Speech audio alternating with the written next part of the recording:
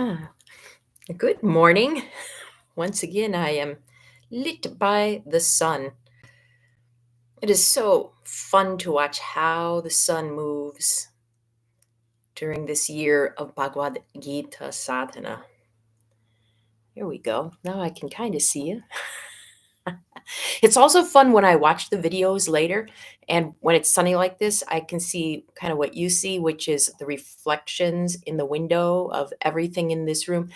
If you see a chair with a towel on it, that is King Oliver's throne from which he supervises regularly, and then the stool upon which the computer sits, and then so much more. And this is leading us into our topic for today on chapter 9, 6, 7, 8, 9,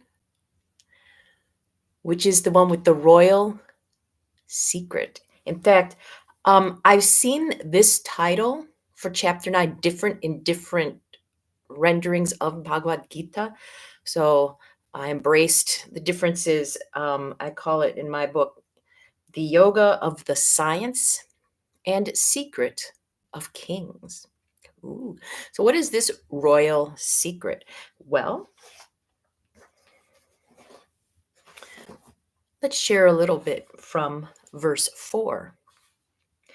The great secret Krishna wants Arjuna to know is that by my unmanifested self, the universe is pervaded. All beings exist within me. And remember, it's not just the embodied Krishna that these beings exist within. It's the eternal aspect, the soul, the inner self. And when me is referred to in this verse, we could think of it as having a capital M. It's me, not me, this thing that changes and falls away, but me, the thing that watches this thing change, that looks in the mirror and goes, what happened? Where'd all the gray hair come from? All the wrinkles. That's me. And it pervades the entire universe. I've been talking with many of you about the recent Popular Mechanics article about scientists starting to think that the universe does indeed have a soul, and everything in the universe does have a soul or consciousness, however you want to put it. That's what Krishna is saying here in the Gita, including the earth. I think that's part of the reason the Avatar movies, or Avatar, if I'm using my Midwestern accent, movies are so successful, is because they do remind us that everything is alive and connected. Today is Earth Day. If you're watching the video live, there's a link right below in my summary section for a lovely video that Kathy put together with music. It's a mantra to Mother Earth. And then when this video is processed, I'll put the link at the end where you can go and enjoy it if you so desire. I'm mentioning this because in chapter 9, Krishna also says, and I'm chanting, with me as its overseer, nature produces everything, animate and inanimate. From this the world turns, Arjuna. From the Sanskrit, the word for nature is Prakriti. And it's nature with a capital N, it's Mother Nature.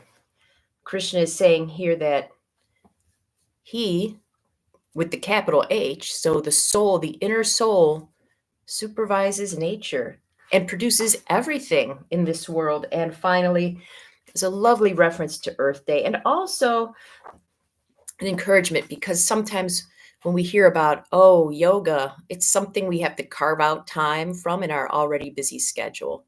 And we in the West are super good at overscheduling ourselves. It's nobody else's fault but our own. We overschedule ourselves and prioritize certain things that seem necessary for our material comfort, often over the things we really need to take care of ourselves, like connection with others and connection with the earth. So what Krishna says here in chapter 9 is you can enjoy yoga and learn from yoga by simply making everything you do sacred. That is holding an attitude in your heart that everything is sacred. Like he just said, he's in all of nature. Filling up your gas tank can be sacred, especially if, like me, you name your car. My car is named Nandi, the sacred bull Lord Shivji rides. And I'm feeding Nandi. I like washing Nandi too, keeping him clean. But everything can be sacred in that way. And if you're thinking, oh, I have to go out of my way to show God or the divine, the supreme, the soul, whatever you want to call it, that they are special to me, this is related to Earth Day as well. Krishna says to Arjun in verse 26 of chapter 9, even a leaf, a flower, fruit, or water given unto me with a pure mind and devotion that I devotedly accept. All right. So if you want to honor the divine, since the divine's already in everything, when you go, for example, get your, and I'm not sponsored by anybody, Dunkin' Donuts, you get your coffee, you can take a moment and go, this is for the divine, and then sip it, because if you're drinking it and the divine is in you, it is for the divine. And that donut has the divine in it, and you're divine. So see, everything can be divine. Even what I'm going to do very soon. Well, actually, let's make this divine. Suggested mudra for today to honor Prakriti, Mother Nature, especially as she shows up in this beautiful form of Mother Earth. Prithvi mudra. Thumbs touch ring fingertips. I hope I'm not backlit too much. Oh, well, there you go. And the hands can rest wherever feels good to you. This gets you in touch with the earth element, which is not just dirt, but it symbolizes feeling nourished, secure, and stable. Are you feeling that way, Mr. Kitty? No. Sorry, Kitty. All right, let's go do our pose, our one-footed tree pose for Mother Earth Day. And then I'll come back and get the timer for our meditation. It was a frost warning last night. Okay, so opening the door, sacred. Restraining the cat, sacred. Stay there, kitty. That's a good boy. Then you can see his chair reflected in the window.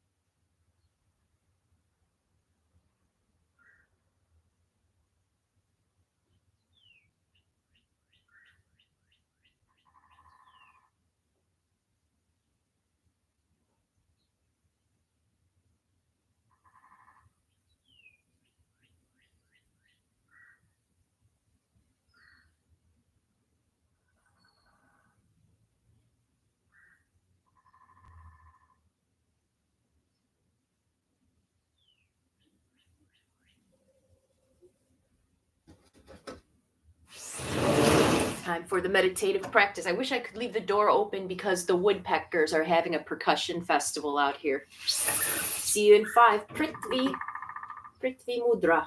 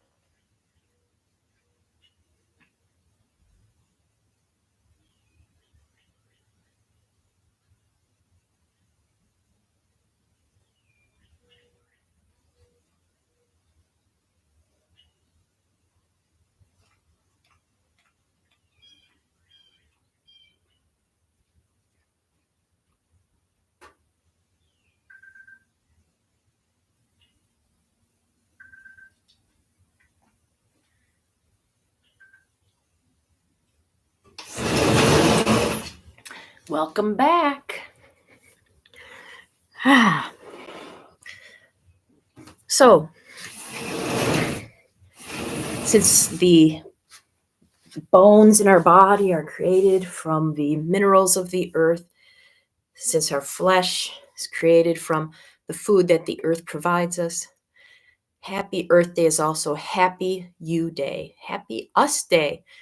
I think the only beings that really know, accept, and understand that, yes, God is in them too, is cats, or our cats. Happy Cat Day, Happy Everything Day, and I'll be happy to see you tomorrow. Until then.